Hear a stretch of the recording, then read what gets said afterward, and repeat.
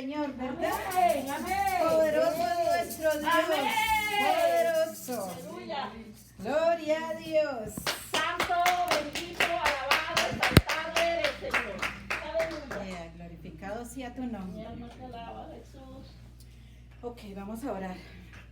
En el nombre poderoso de Jesús, Padre Santo, ponemos, Señor, hoy aquí tu palabra, Señor, que tú vas a traer a través de mi Padre Santo, porque no soy yo, Señor, yo solamente soy un vaso que tú vas a usar, Padre Santo.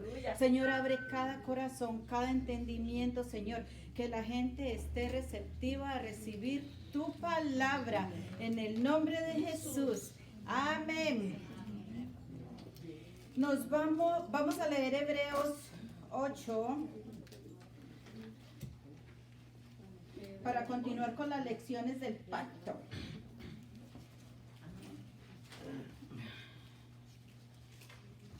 Aleluya. Hebreos 8. Gloria a Dios. Amén. Hebreos 8 del 8 al 13.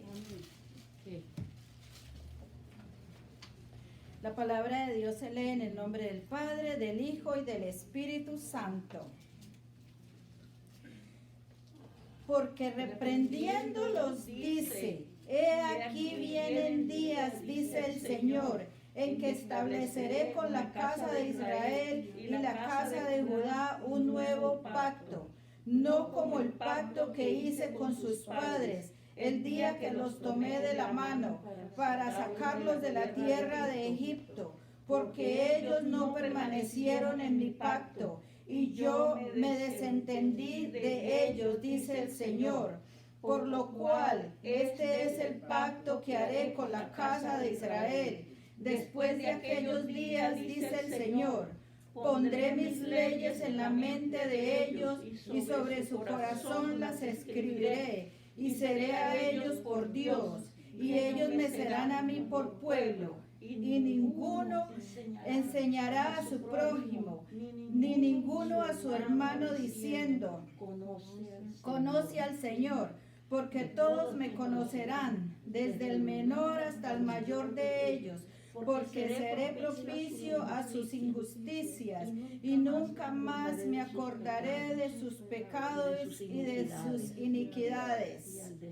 Al decir nuevo pacto, ha dado por viejo al primero. Lo que se da por viejo se envejece y está próximo a desaparecer. Para que nosotros entendamos bien el versículo 13, aquí se está refiriendo al sacerdocio levítico. Con esa idea y con la mentalidad de lo que el escritor de Hebreo nos quiere decir aquí, podemos usar una ilustración en el mundo de los deportes, ¿verdad? Sí, Señor.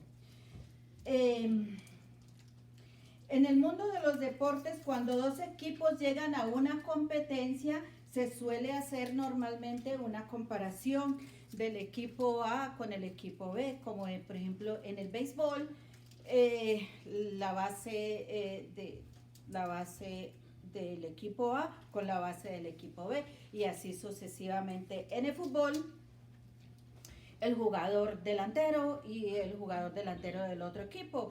Resultado nos lleva a la conclusión de que el equipo B es mejor que el equipo A, así sucesivamente. Con esa introducción vamos a seguir con Hebreos 8, ¿verdad?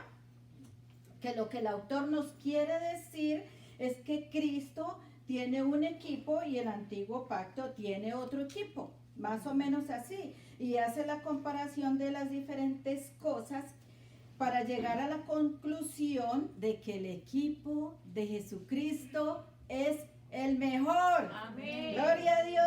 Las comparaciones para estos lectores originales de esta carta, una carta que se escribió hace tanto tiempo atrás, que no fue dirigida directamente a nosotros, sino a personas que como tú o como yo existían en aquellas épocas, ¿verdad? Esto le chocaba un poco a la gente de Antiguo Pacto, como las cosas eran. Es como las personas que viven diciendo, los carros de antes eran mejor. Se chocaban y quedaban igualititos, pero la calidad de ahora en otras cosas pues es mucho mejor. Algo así le pasaba a estos judíos con su amor por los elementos del antiguo pacto. Así Jesús es comparado con los profetas del antiguo pacto, con los ángeles, con Moisés. Resultado, dice el Señor, Jesucristo es superior. Amén. El reposo eterno de Cristo es comparado con el reposo que les dio Josué. El sacerdocio de Cristo es comparado con los sacerdotes levitas del Antiguo Testamento. Resultado, Jesucristo es superior. No importa la perspectiva, Cristo siempre es superior. Amén. Amén.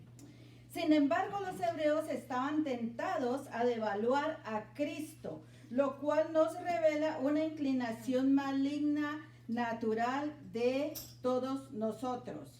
Y es que el hombre está dispuesto a cambiar a Dios y a su Hijo Jesucristo por cosas de un valor muy, pero muy inferiores. El hombre está dispuesto a dejar a Dios a un lado por amor a cosas baratas. Dios promete bendiciones eternas por medio de Cristo, pero el hombre prefiere placeres temporales de pecado. Dejan a Dios por eso. Están dispuestos a hacer ese intercambio. Se hacen indiferentes a las advertencias divinas de un camino que lleva a la perdición eterna. Todo por tonterías de esta vida, porque aman demasiado lo que Dios aborrece. Y es que esa razón que vez tras vez el autor de Hebreos advierte contra el grave peligro de la apostasía. No importa lo cerca que alguien se encuentre de Dios, si no estás resguardado verdaderamente en Jesucristo, el destino al que se dirige es un destino de perdición. Solo el equipo de Cristo es el vencedor. Toda la documentación del libro es asegurar que tú formas parte del equipo de Cristo y no del perdedor. Toda la razón del libro de Hebreos que tenemos en nuestra Biblia es: confía en Jesús, cree en Jesús, sigue a Jesús. Solo en Él puedes encontrar vida eterna. Gloria a Dios. Pero ahora bien, en este capítulo 8 hay dos cosas por las cuales el autor argumenta a favor de Cristo. Él dice, Jesucristo es un sacerdote superior a todos los sacerdotes en los que confiaban anteriormente o que usaban los judíos en el antiguo pacto. Gloria a Dios. Y lo primero que él nos dice está basado en los primeros 5 versículos del capítulo 8. Amén. Y este es que Jesús, el Hijo, es ministro de un tabernáculo celestial. Amén. ¿Oyeron bien? Amén. Jesús, el Hijo, es ministro de un tabernáculo celestial. Gloria a Dios. Vamos a leer del 1 al 5. Aquí está.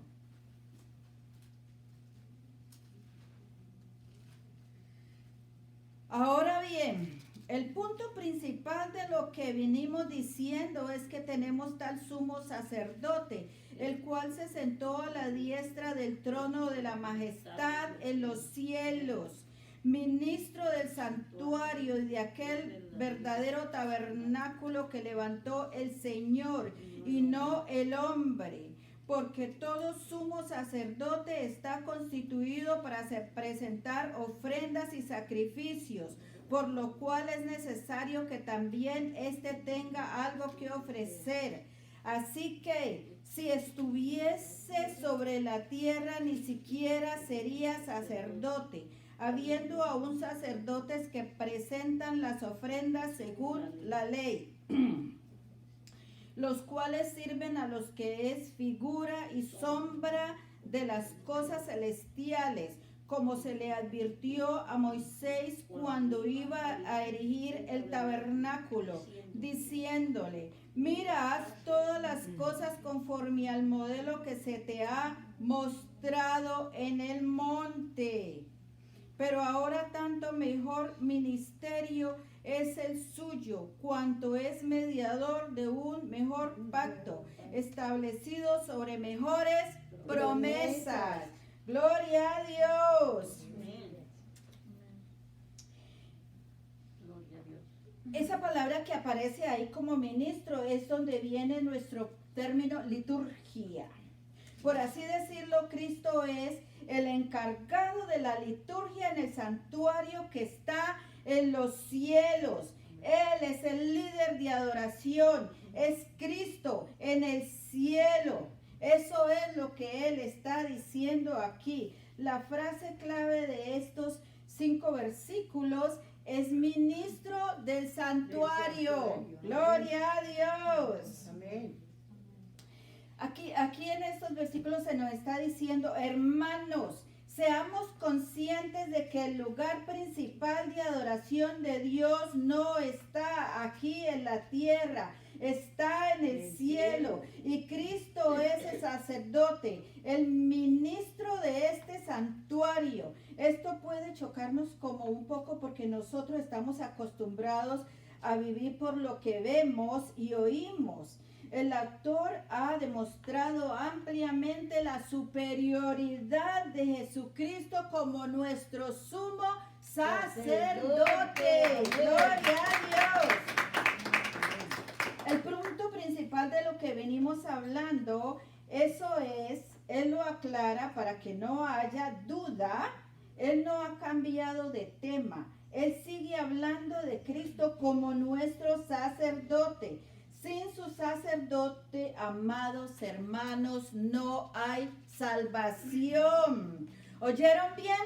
Amén. Si Cristo no es nuestro sacerdote, no hay salvación.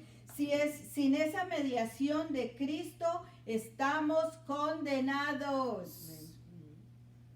Y la gente comete un grave error cuando recurre a santos y a las vírgenes para acercarse a Dios, porque nosotros tenemos a Cristo. Mire lo que dice en primera de Timoteo 2:5.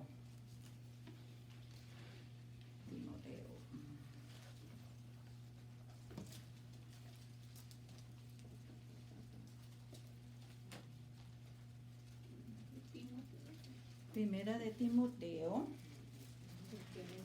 2:5. Dice ahí: porque hay un solo Dios y un solo mediador entre Dios y los hombres, Jesucristo hombre. Así como hay un Dios, hay un solo mediador entre Dios y el hombre, y es Jesucristo. No hay ningún hombre, no hay ninguna virgen. Eso lo dice la palabra de Dios, y eso es vital, porque tenemos que ampararnos exclusivamente en la persona de Jesucristo, sin ánimo de ofender a nadie. La gente piensa que nosotros tenemos a poco a María.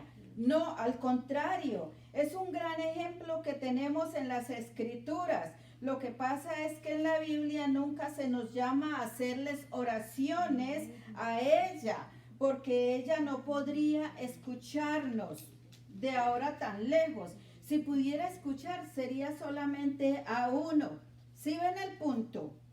La Biblia es clara, un solo mediador, y es Jesucristo, el ministro de santuario. Amén. ¿De qué santuario? Del santuario celestial. Gloria a Dios. porque la comparación aquí está entre el santuario de Jesús y el santuario de Moisés. Para nosotros el santuario de Moisés era algo tangible, palpable, era algo que se podía ver, que se tenía que armar y desarmar cada vez que el pueblo de Israel se movía. Pero el santuario de Cristo es un santuario celestial. Para nosotros no es tangible, por lo menos ahora es intangible, ahora mismo. La pregunta es, ¿cuál de los dos santuarios es el verdadero? Amén, amén. Lo dice aquí en el versículo 2 del 8, de Hebreos 8, en el versículo 2. Ministro de santuario y de aquel verdadero tabernáculo que levantó el Señor y no el hombre. Amén. El santuario de Moisés lo levantó el hombre. El santuario celestial lo levantó Dios. Amén. Dice que ese es el de verdad. El santuario que está en los cielos es el de verdad, el de Jesús. En el momento que los lectores de esta carta están leyendo esto, ellos tenían nada más y nada menos que el templo de Herodes allí, un edificio majestuoso, y muchos judíos se maravillaban de tener semejante edificio con ellos. Y ellos están oyendo por ahí decir, no, ese no es una copia. Ese no es, no confíen en ese edificio por más bonito que sea, o sea, el edificio del templo de Herodes, right? Es así como si nosotros dijéramos, wow, esta iglesia sí es tan bonita, tan linda, aire acondicionado, mira qué alfombra tan divina, esos muebles, tan limpiecita esta iglesia. Pero no es para quedarnos aquí, hermanos, es para hacer la obra de Dios. Esta no es la realidad. Vivimos para una esperanza eterna. Más o menos algo así era lo que el autor quería hacer con estos lectores, los judíos. Fíjese que en el verso 4 vemos algo que indica que ese servicio del templo todavía estaba en pie. ¿Por qué dice eso? En el versículo 4. Así que si estuviese sobre la tierra, ni siquiera sería sacerdote, habiendo aún sacerdotes que presentan las ofrendas según la ley. Eso fue así hasta el año 70 después de Cristo, porque si ustedes recuerdan, cuando el emperador Tito vino y destruyó a Jerusalén, y con esto destruyó el templo. Algo que para los judíos era impensable, que ese edificio fuera destruido, pero no era el de verdad, era una copia. Parte de las funciones del sacerdote eran ofrecer ofrendas, porque eso es lo que dice el texto. Porque todo sacerdote está constituido para presentar ofrendas y sacrificios, por lo cual, hablando de Jesús, también tenía algo que ofrecer, pero eso se los voy a decir más adelante. Amén. El punto de comparación entre el santuario de Cristo ministra y el santuario que ministraron los demás sacerdotes. Son dos. Ahora la pregunta es, ¿qué preferían los hebreos? Ellos estaban tentados a no confiar tanto en Cristo, como ellos conocían de su antiguo sistema y tenían ese espíritu de añoranza que les hacía todavía aferrarse al antiguo pacto. Tenían al gran sumo sacerdote ministro de un santuario celestial, pero estaban minimizándolo y menospreciando por amar a su antiguo pacto, a su antiguo templo. Los judíos que no habían creído en Cristo seguían aferrados a un sistema sacerdotal del antiguo pacto. Judíos que no habían creído en Cristo y otros judíos habían creído en Cristo y estaban claros en que no necesitaban nada más. Son estos dos grupos, pero hay un tercer grupo, otros que habían profesado en creer en Jesús y que sin embargo estaban titubeando entre dos pensamientos. Creían que de alguna manera necesitaban los dos sistemas. Se tenían que escoger entre uno de los dos. Algunos decían, hoy me voy a quedar con el método antiguo, el antiguo pacto, personas resistentes al cambio. Pero Dios era que estaba trayendo un nuevo pacto. Dios era el que estaba trayendo un nuevo sacerdote. Y ellos estaban minimizando y menospreciando el regalo que Dios les estaba dando a ellos en Jesucristo. Amén. Podemos minimizar a Cristo, podemos menospreciar a Cristo. Al mismo tiempo que decimos, oh, yo creo en Cristo, al mismo tiempo podemos vivir como si Él no fuera todo para nosotros. ¿Ven el punto? Y en eso estaban cayendo los hebreos.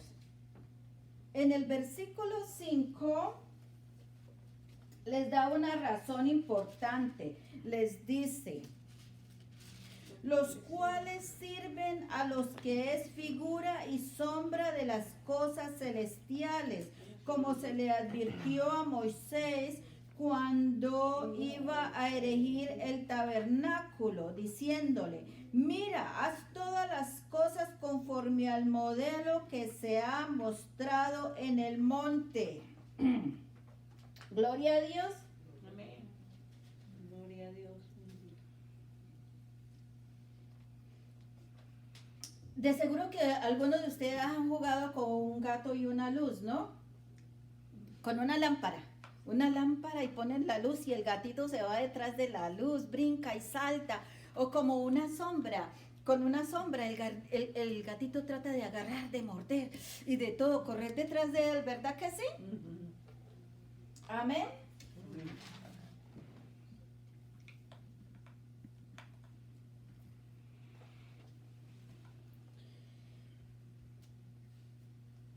Así más o menos era lo que estaban los judíos haciendo, porque ellos veían, así más o menos eran que estaban los judíos, porque lo que ellos veían sólido y tangible, el autor les dice, eso es una sombra del santuario verdadero. Amén. Y vamos a aferrarnos a las sombras. Nosotros vamos a aferrarnos a las sombras. No. Estamos siendo como esos gatos. No. Estamos menospreciando lo verdadero. No. ¿Ven ustedes el golpe de impacto que el autor está tratando de lograr en sus lectores? El trabajo del tabernáculo de Moisés en el templo tuvo su lugar. Eso funcionó. Dios fue el que mandó que hubiera tabernáculo. Dios fue el que mandó que hubiera templo.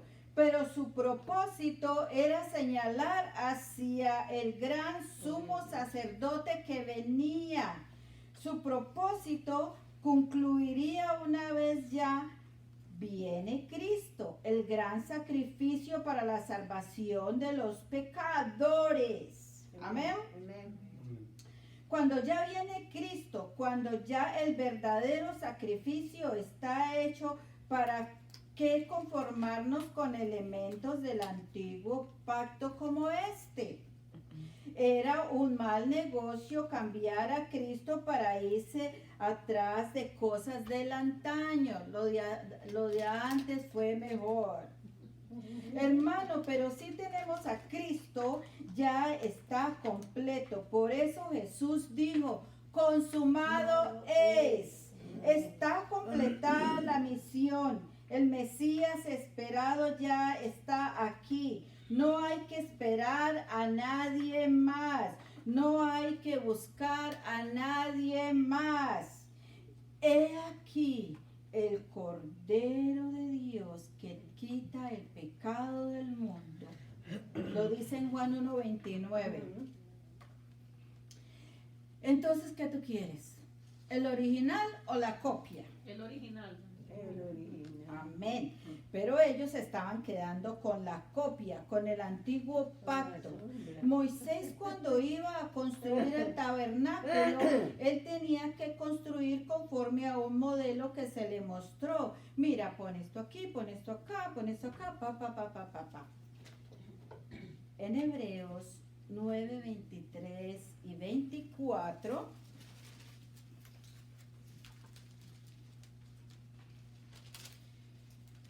9, 23 y 24. Fue pues necesario que las figuras de las cosas celestiales fuesen purificadas así, pero las cosas celestiales mismas con mejores sacrificios que estos, porque no entró Cristo en el santuario hecho de mano, figura del verdadero, sino en el cielo mismo, para presentarse ahora por nosotros ante Dios. Aleluya, Gloria a Dios. Gloria a Dios. Aquí habla abundantemente del sacrificio del nuevo pacto, que es el del sacrificio, pero ahí aclara varias cosas. ¿Ven ustedes lo que está diciendo aquí cuando Jesucristo entró al santuario? ¿A qué santuario entró a hacer sacrificio? Él entró al santuario celestial. Por eso Él ascendió a los cielos y llevó la evidencia de su resurrección, el sacrificio acepto por el Padre. Él entró al lugar santísimo, pero no al tabernáculo del templo. Él entró al cielo, garantizando que ya la obra estaba consumada. Amén. Lo que se necesita para su salvación y la mía, Cristo ya lo logró. Gloria a Dios. Eso es lo que está diciendo. No hay que buscar nada más, ni a nadie más. Si tienes a Cristo, tienes la salvación garantizada. Hermanos, aquí tenemos una lección. Nosotros a veces vivimos como si las cosas que se pueden ver, palpar y escuchar fueran las verdaderas. Nosotros a veces lo que sentimos, lo que vivimos, las experiencias, lo sentimos como si eso fuera de verdad. Lo que este pasaje nos recuerda que la verdadera realidad es en Dios, porque nos aferramos a la vida como si fuéramos a morir, como si nunca fuéramos a morir. Amén.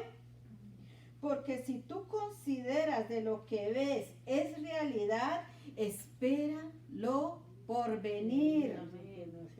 Mientras Cristo nos manda a hacer tesoros en los cielos, henos aquí gastando todas nuestras energías en lo que tarde o temprano dejará de ser. Aquí afanados por una cosa, por otra cosa, al mismo día, al otro día, no nos queda tiempo para coger la Biblia y leerla ni para orar. Mejor dicho, no nos queda tiempo para nada. Si no, pregúntale a los ancianos. ¿A dónde se fueron todos esos años hacia atrás?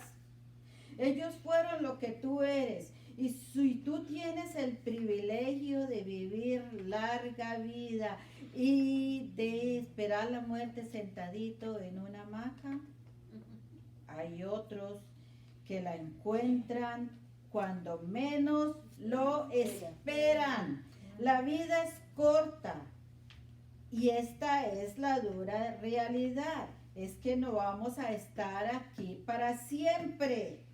Las cosas que vemos y palpamos o tocamos, lo está diciendo en este texto, no son reales.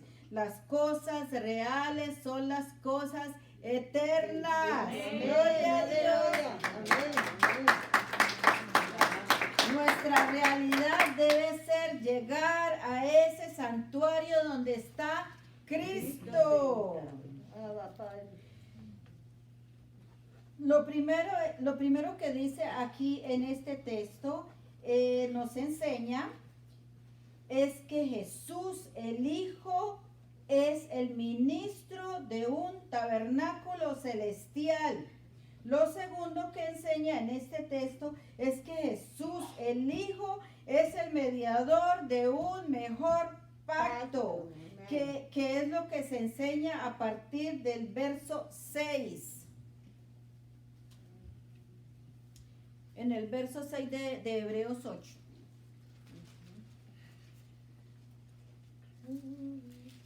Pero ahora tanto mejor ministerio es el suyo, cuanto es mediador de un mejor pacto, establecido sobre mejores promesas. Amén. Amén. Jesús es un mediador de un mejor pacto. Nosotros no somos judíos, por lo menos en la carne. Espiritualmente la Biblia dice que somos el Israel de Dios. Pero nosotros no estamos acostumbrados al lenguaje del pacto. El lenguaje, porque nosotros no estamos acostumbrados, porque más que todo es un lenguaje que se utiliza en el Oriente. Entonces, nosotros por eso es que muchas veces rompemos el pacto, sobre todo, aquí el único pacto que se nos enseña es el pacto matrimonial, mas sin embargo, mire la cantidad de divorcios que hay, no continúan con el pacto. Aquí en el versículo 6, aquí está concentrada una enseñanza que es vital, central, esencial para nuestra vida cristiana. El autor continúa con las comparaciones, ¿no? El equipo A con el equipo B. Compara entre el Antiguo Testamento entre el Antiguo Pacto y el Nuevo Pacto. Para los protagonistas de las historias bíblicas, este lenguaje era común. Se hacían pactos entre naciones, entre familias, entre individuos, acuerdos y convenios entre dos partes. Era muy común. La Biblia nos enseña que la manera que Dios ha decidido relacionarse con su pueblo ha sido por medio de pactos. Y lo vemos desde el libro de Génesis y podemos recorrer toda la Biblia con los pactos como su tema unificador. En un pacto, como un acuerdo un pacto es como un acuerdo cuando dos personas dan sus estipulaciones, yo doy tanto, tú pones tanto, llegamos a un acuerdo y hacemos así, más o menos, ¿no? Pero cuando se trata de Dios, sin embargo, el asunto queda determinado por una de las partes. ¿Adivinen quién? Dios. Estos son pactos divinos. En otras palabras, es Dios quien le da al hombre el privilegio de hacer un pacto con Él. Él entra en una relación íntima, personal con nosotros, así como veremos al final. El hombre no pone condiciones a Dios. Dios pone las condiciones al hombre. El pacto eran promesas que Él daba a los hombres, que Él luego ratificaba con juramentos para el cumplimiento de esas promesas. Miren esto en Hebreos 6, 17 y 18, atrasito. Hebreos 6, 17 y 18. Por lo cual, queriendo Dios mostrar más abundantemente a los herederos de la promesa la inmutabilidad de su consejo, interpuso juramento para que por dos cosas inmutables en las cuales es imposible que Dios mienta. Tengamos un fortísimo consuelo los que hemos acudido para asirnos de la esperanza puesta delante de nosotros. Gloria a Dios.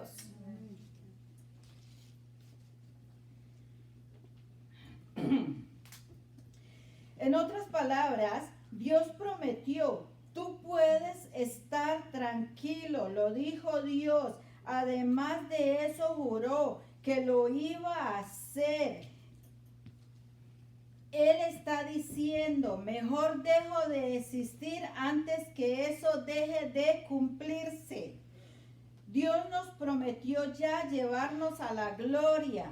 Mejor Dios deja de existir antes que tú no vayas allá, para que tengamos un fuertísimo consuelo, para que seamos animados con esa verdad. Dios hizo un pacto con Noé, prometiéndole no volver a ver un diluvio, y lo selló el pacto con el arco iris, un pacto de implicaciones universales.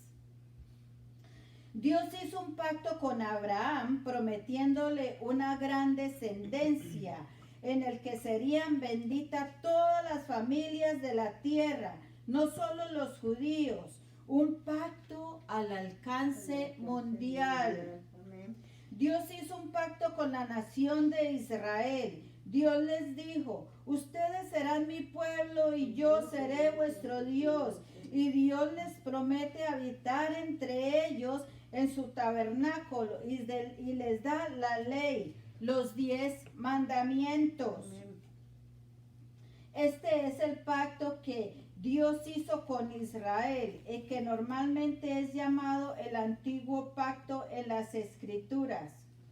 Cuando se contrasta el nuevo pacto con el antiguo pacto, normalmente se está haciendo un contraste con el pacto que Dios hizo con Israel. Luego Dios hizo un pacto con el rey David, y la promesa era que establecería un reino eterno por medio de David, un descendiente específico de la línea de David, porque el Mesías prometido sería descendiente de la realeza del rey David, y su reino no sería temporal, sino un reino eterno. Amén. Esa es la promesa que Dios está diciendo. Yo voy a establecer un reino eterno por medio de un descendiente de David, que es nuestro Señor Jesucristo. Por eso es la importancia de la genealogía que encontramos en Mateo y en Lucas, para demostrar el punto de que Él tiene acceso a esa realeza por ley. Él cumple con los requisitos. Algo que podemos observar en todo esto es que Dios tomó la iniciativa de relacionarse con ellos por medio de pactos. No es una opción. Dios no le preguntó a Moisés, mira, ¿tú quieres entrar en pacto conmigo? No. Dios sencillamente dijo, de ahora en adelante tenemos un pacto. No había nada que discutir, no había nada que arreglar entre los dos. Lo mismo con los demás. La bendición de Dios se encontraba formando parte del pueblo del pacto de Dios. Estar fuera del pacto de Dios era una maldición. Ese era el punto. Cuando llegamos al Nuevo Testamento, las cosas no cambian. Dios continúa relacionándose con los suyos por medio de pactos. En este caso, a través del nuevo pacto, que fue el pacto establecido con Cristo y sellado con su muerte. ¿Se acuerdan la noche en que Él fue entregado? Las palabras de Cristo dice en Mateo 26, 27 al 28. Mateo 26.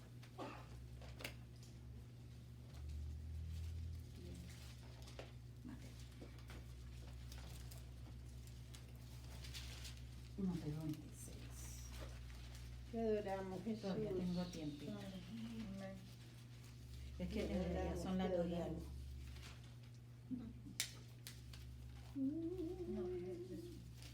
This one. Papá.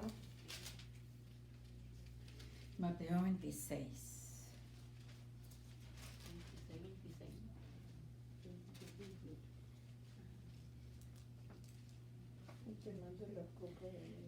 Y tomando la copa y habiendo dado gracia les dio diciendo, bebed de ellos todos, porque esto es mi sangre del nuevo pacto, que por muchos es derramada para remisión de los pecados. Amén. He aquí la inauguración del nuevo pacto. Cristo muere. Sella con esto el inicio del nuevo pacto. Ya el antiguo queda en una palabra disuelto para dar paso a este que nos da la entrada a un nuevo pacto por toda la eternidad. Ese pacto no envejece, ese pacto no tiene fecha de inspiración. Es un pacto que seguirá por toda la eternidad. En Hebreos 8:13. Seguimos con el versículo tema. Al decir nuevo pacto, ha dado por viejo al primero, y lo que da por viejo se envejece, está próximo a desaparecer. Si tú no lo sabías, es bueno que sepas que tú estás en un pacto con Dios. Si tú no lo sabías, debes saber que hay un convenio entre tú y Dios, un convenio en el que no pusiste ninguna estipulación. Esta fue una invitación que Dios te ha hecho miembro de su pueblo. Somos parte de su familia. Estamos comprometidos en un contrato eterno del cual no queremos desligarnos. Es nuestro gran privilegio inmerecido y recibido por la gracia. Amén. Gloria a Dios. Gloria a Dios. Como hemos visto en el antiguo pacto, ya Dios había hecho pacto con los hombres. Lo que el autor de Hebreos dice es que este es superior. Nuestro pacto es mucho mejor. ¿Por qué? Por el mediador que nosotros tenemos. El mediador es nuestro Señor Jesucristo y está establecido, dice el autor, sobre mejores promesas. Él mismo dice que las promesas que Él nos ha dado en el nuevo pacto son mejores. La llegada de este pacto es que Dios no tenía la intención de que el antiguo pacto fuera final y culminante. No, ya era parte del diseño. No fue que Dios hizo el antiguo pacto y no le funcionó bien y dijo, déjame tratar un nuevo pacto. No, al contrario. Lo que nosotros vemos en nuestro texto es que el autor cita aún a los profetas del Antiguo Testamento, mostrando que esto siempre ha estado en los planes y en la mente de Dios, traer un nuevo pacto. Y lo que el autor hace en el versículo 8 es citar a Jeremías 31, del 31 al 34.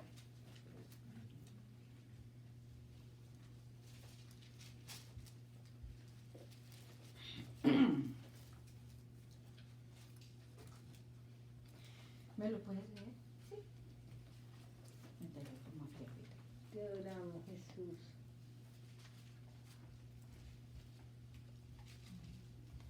Te adoramos, Rey de Gloria. Dice así: He aquí vienen días, dice Jehová, en los cuales haré nuevo pacto con la casa de Israel y con la casa de Judá. No como el pacto que hice con sus padres, el día que tomé su mano para sacarlo de la tierra de Egipto, porque ellos invalidaron mi pacto, aunque fui yo un marido para ellos, dice Jehová. Sí, al 34. Pero este es el pacto que haré con la casa de Israel. Después de aquellos días, dice Jehová, daré mi ley en su mente y la escribiré en su corazón, y yo seré a ellos por Dios, y ellos me serán por pueblo.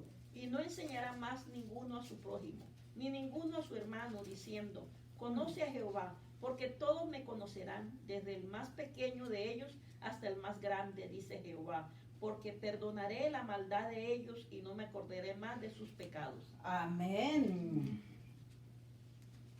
Te adoramos, Jesús. Aquí dice, mostrando que ya Dios había prometido que este pacto vendría, el nuevo pacto, pacto eterno. Entonces dice aquí en el verso 8 y 9 de Hebreos. Porque reprendiéndolos dice, he aquí vienen días, dice el Señor, en que estableceré con la casa de Israel y la casa de Judá un nuevo pacto, no como el pacto que hice con sus padres el día que los tomé de la mano para sacarlos de la tierra de Egipto, porque ellos no permanecieron en mi pacto y yo me desentendí de ellos, dice el Señor.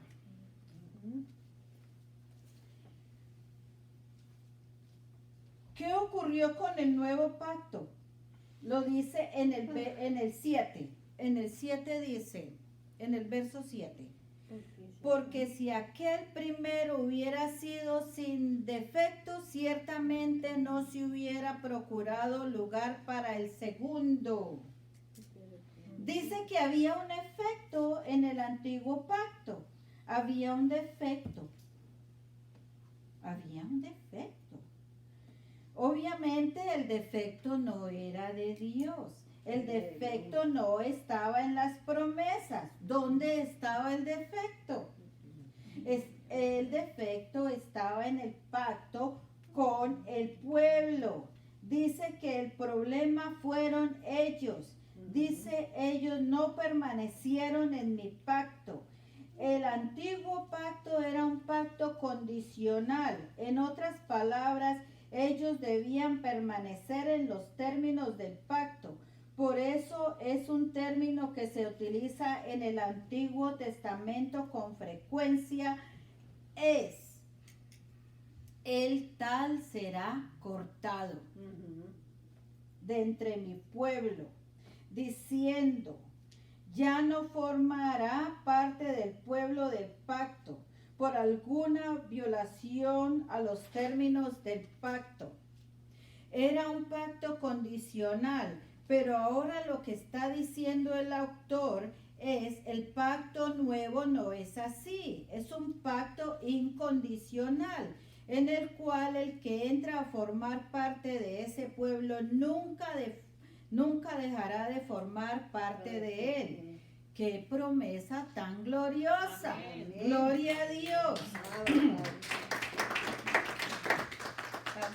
Ellos tenían que tener celo y cuidado en guardar leyes y estatutos, pero la idolatría de sus corazones y la desobediencia le hicieron apartarse del Señor, y ocurrió una de las cosas más terribles que le puede pasar a alguien.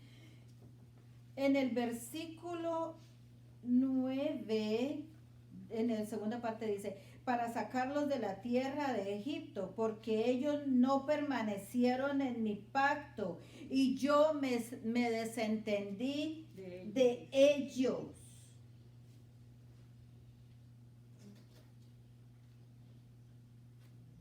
Dios se desentendió de ellos. Para mí esa es una de las frases más terribles de las Escrituras. Dios se desentendió de ellos.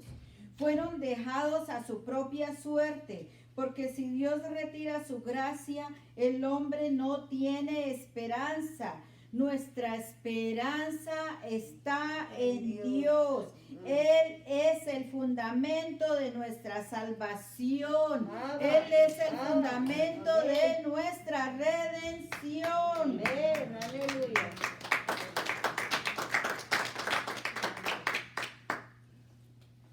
La pregunta ¿es así como pasó con el antiguo pacto? ¿Lo que pasó con el antiguo?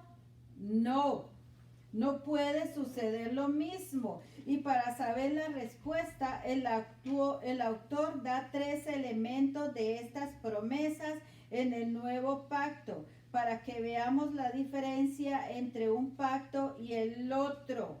Lo primero es que el nuevo pacto hay una nueva disposición de corazón. Dice en el verso 10. Por lo cual este es el pacto que haré con la casa de Israel después de aquellos días, dice el Señor. Pondré mis leyes en la mente de ellos y sobre su corazón las escribiré y seré a ellos por Dios y ellos me serán a mí por pueblo. Amén. Santo eres Jesús. ¿A qué tú le atribuyes de que tú trates de hacer las cosas que agradan a Dios o que tú evites hacer las cosas que desagradan a Dios? ¿A qué tú le atribuyes? Hermano, cuando Él nos salva y nos convierte, Él pone una nueva disposición en nosotros. Amén. Él no repara el corazón dañado. Él hace un trasplante. Amén, aleluya. Amén. Amén. Él quita un corazón de piedra y pone un corazón de carne, uno nuevo que es sensible. Venimos de fábrica con un corazón malo y Él coloca uno que procura obedecer su voz y seguirle a Él. Y dice en Jeremías 24:7. Jeremías 24:7. Me voy a pasar unos 5 minutitos, pero ya vamos a terminar. 24:7. Y les daré corazón para que me conozcan que yo soy Jehová. Y me serán por pueblo y yo les seré a ellos por Dios, porque se volverán a mí de todo su corazón. Aleluya. Aleluya. Amén.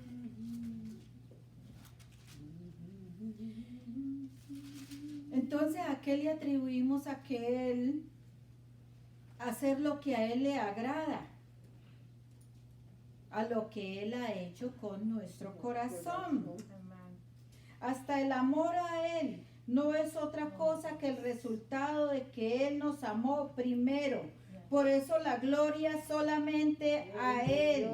Anteriormente Dios dio la ley a su pueblo en tablas de piedra, pero esto no era suficiente. Estaban escritas esas leyes, pero no había ninguna diferencia en ellos como hombres y terminaron violando los términos del pacto. El problema no estaba en la ley, que es una expresión del carácter santo de Dios. El problema estaba en el pueblo. Los integrantes del nuevo pacto, sin embargo, también tendría esa ley santa, pero ahora escrita en los corazones, en la mente de ellos y en sus corazones las escribiré. La ley ya no era algo externo, sino interno en el corazón, algo que solamente tienen los integrantes del nuevo pacto. Oigan otra profecía que aparece en Ezequiel 36.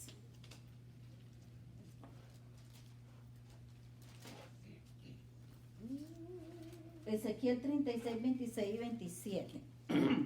Y os daré corazón nuevo y pondré espíritu nuevo dentro de vosotros y quitaré de vuestra carne el corazón de piedra y os daré un corazón de carne y pondré dentro de vosotros mi espíritu y haré que andéis en mis estatutos y guardaréis mis preceptos. Amén. Amén. Esa era una nueva disposición en el nuevo pacto. En segundo lugar, en el nuevo pacto no solo hay una nueva disposición de corazón, hay una nueva relación con Dios. Hay una nueva relación con Dios que no había en el antiguo pacto. Y lo dice en el versículo 10, segunda parte de Hebreos 8.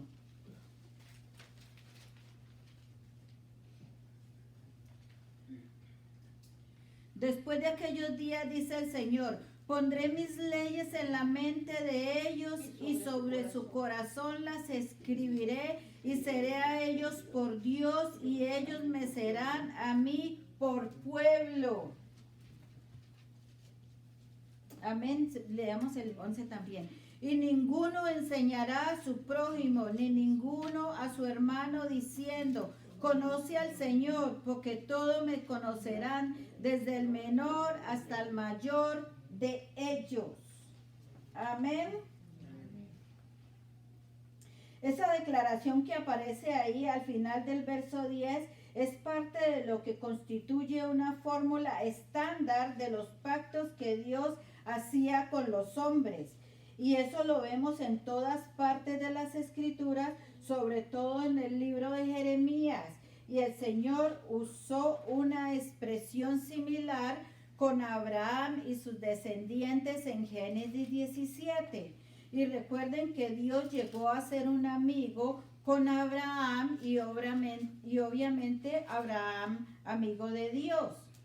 Más adelante Dios escogió a Israel para que fuera su pueblo.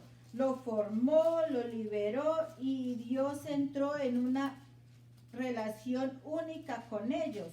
Sin embargo, las intenciones de Dios siempre habían sido expander el conocimiento de su nombre por el mundo entero, que es lo que tiene el cumplimiento con la venida del Espíritu Santo en Pentecostés.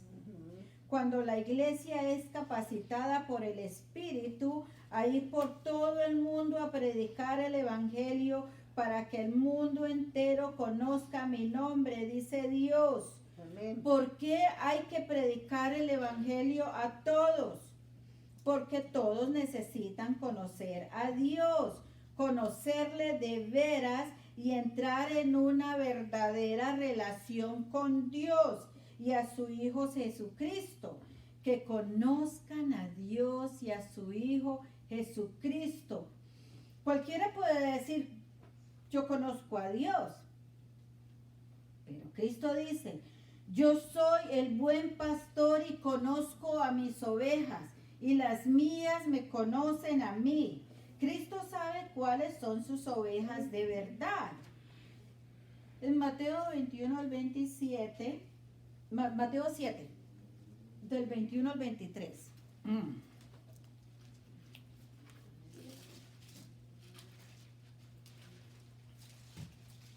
Mateo 7.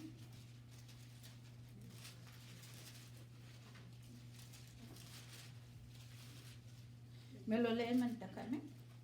Dice, Mateo 7, 7 21. al 23. Dice, no todo el que me dice Señor, Señor, entrará en el reino de los cielos, sino el que hace la voluntad de mi Padre que está en los cielos. Muchos me dirán en aquel día, Señor, Señor, ¿no profetizamos en tu nombre? Y en tu nombre echamos fuera demonios, y en tu nombre hicimos muchos milagros. Y entonces declararé, nunca os conocí, apartaos de mí, hacedores de maldad. El 24. Cuando llegues a la eternidad y empieces a tocar para que te dejen entrar, y afuera dice, toca la puerta, déjeme entrar. ¿Sabe qué dirá Cristo en el 7:23? Ellos pensaban que le conocían. Sí, pero ellos eran criminales. No, mira quiénes eran. En el 22 dice, En el 22 de Mateo 7:22. Muchos me dirán en aquel día, Señor, Señor, ¿no profetizamos en tu nombre? Y en tu nombre echamos fuera demonio y en tu nombre hicimos muchos milagros. Las personas que estaban diciendo esto eran personas muy religiosas. Y Cristo les dice, nunca os conocí. No es tanto que tú digas que conoces a Dios, es que Dios diga que Él te conoce a ti. Pero hay una nueva relación, hay una nueva comunión con Dios. ¿Y cuál es la bendición del nuevo pacto? Aquí en Hebreos 8:11, en el texto. Hebreos 8:11. Y ninguno enseñará a su prójimo ni ninguno a su hermano diciendo, conoce al Señor, porque todos me conocerán, desde el menor hasta el mayor de ellos. ¡Qué promesa tan grande! Amén, amén. ¿Cuál es el contraste aquí con el antiguo pacto? Muy fácil.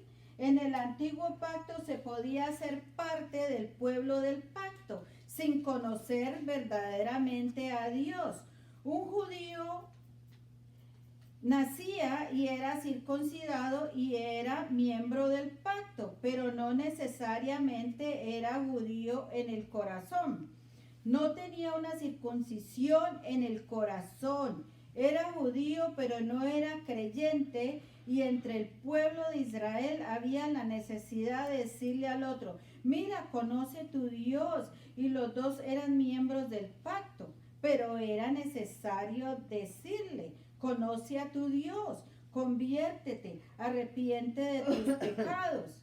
Pero ahora en el nuevo pacto dice, eso no es necesario porque todos los que forman parte del nuevo pacto a través del nuevo nacimiento, a través de Jesucristo, por medio de la fe, conocen verdaderamente a Dios. Y ya no es necesario decirle al otro miembro del nuevo pacto, conoce a Dios. ¿A quiénes le decimos conoce a Dios? A los que están fuera del pacto, para que conozcan a Dios y entren al pacto. Amén. Amén. Porque todos los que forman parte del nuevo pacto conocen a Dios. O sea que tenemos una nueva relación en el nuevo pacto. Pero también y finalmente en el nuevo pacto hay un nuevo expediente para sus integrantes. Un nuevo expediente, dice en Hebreos 8:12. Porque seré propicio a sus injusticias y nunca más me acordaré de sus pecados y de sus iniquidades. Solo son del pueblo de Dios aquellos que forman parte del nuevo pacto, de ese convenio divino, y esos no nacieron siendo justos y libres. Observen bien, Dios tiene que perdonar sus pecados. Ellos no nacieron siendo buenos. Los que forman parte de un nuevo pacto fueron perdonados. ¿Y qué se les perdonó? Pecados. O sea que cuando alguien dice, pero yo no soy malo, ese no es nuevo, no es miembro del nuevo pacto. Porque los miembros de un nuevo pacto reconocen que han sido pecadores y que Dios ha tenido que perdonarles pecados. Amén. Él no seleccionó hombres y mujeres sin pecados, porque entonces no conocería a nadie. Lo hizo siendo propicio a sus injusticias. Lo hizo por medio de una propiciación. No fue que él condonó la deuda. No, dijo, mira, déjalo así. Él pagó la deuda él mismo. ¿Cómo? A través de su Hijo Jesucristo. Amén. Amén, amén. leer todos, Romanos 3 de 21 al 26.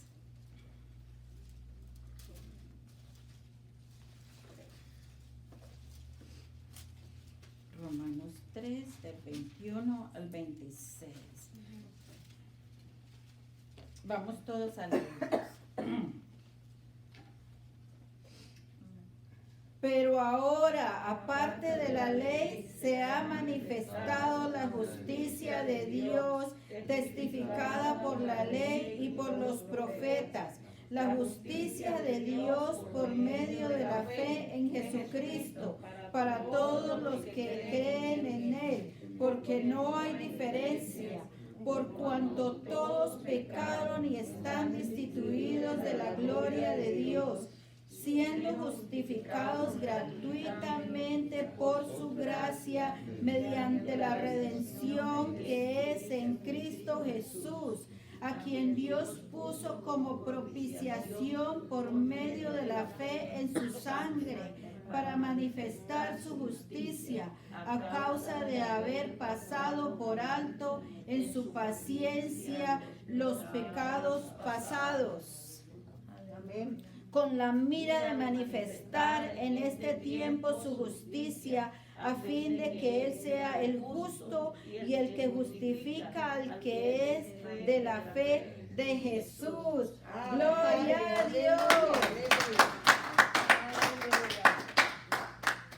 Amigo, tienes que creer en Jesús, en el mediador del nuevo pacto. Amén. ¿Cómo nos ve Dios de allí en adelante? ¿Nos perdona Dios como nosotros verdaderamente decidimos a perdonar a otros como Él lo hace? Porque difícil se nos hace a veces perdonar. Y uno recuerda lo que Él me hizo, lo que Él me dijo. Y ahí nos llevamos sazonando lo que nos hicieron, y el corazón levantando calumnia contra otras personas. Y así es que nos trata Dios. Dice que Dios se olvida de todas nuestras iniquidades. Él no se acuerda ya porque Él nos perdonó en Cristo. Amén. Él dice, nunca más me acordaré de sus pecados. ¡Gloria a Dios! Nunca se acordará de sus pecados. El perdón de nuestro Dios es sincero, total, absoluto, definitivo, eterno, inmutable, real, inalterable e irrevocable en Cristo. Amén. ¡Gloria a Dios! ¡Gloria a Dios! ¡Amén! Dios es bueno. Amén. Dios es bueno y el Señor nos habla. Yes. Ahora, como tarea, por favor, escuchar el video. Escuchar el video otra vez porque la enseñanza es bien profunda. Ustedes me disculparán que yo escribo toda la prédica en el libro y la leo acá porque pues a veces no alcanzo a memorizar todo, pero gloria a Dios, el Señor nos habla, ¿verdad que sí? Que el Señor nos ha hablado. Gloria a Dios, Padre Santo, en el nombre de Jesús, Señor. Te damos gracias, Señor, por tu palabra, Padre Santo. Permítenos siempre mantenernos en tu pacto, Señor, e ir afuera, Señor, y atraer la gente de afuera para tu pacto, para que aprenda de tu palabra, que tú, Señor, nuestro Señor Jesucristo, es el único mediador ante ti, Padre Santo. No hay más nada, Señor, sino tú, Padre Santo. Ahora, Señor, nos vamos para nuestras casas, Señor, de tu mano, Señor, protegiéndonos, cuidándonos de cualquier peligro, Padre Santo, de cualquier acechanza del enemigo, Señor. En el nombre de Jesús. Amén. Amén.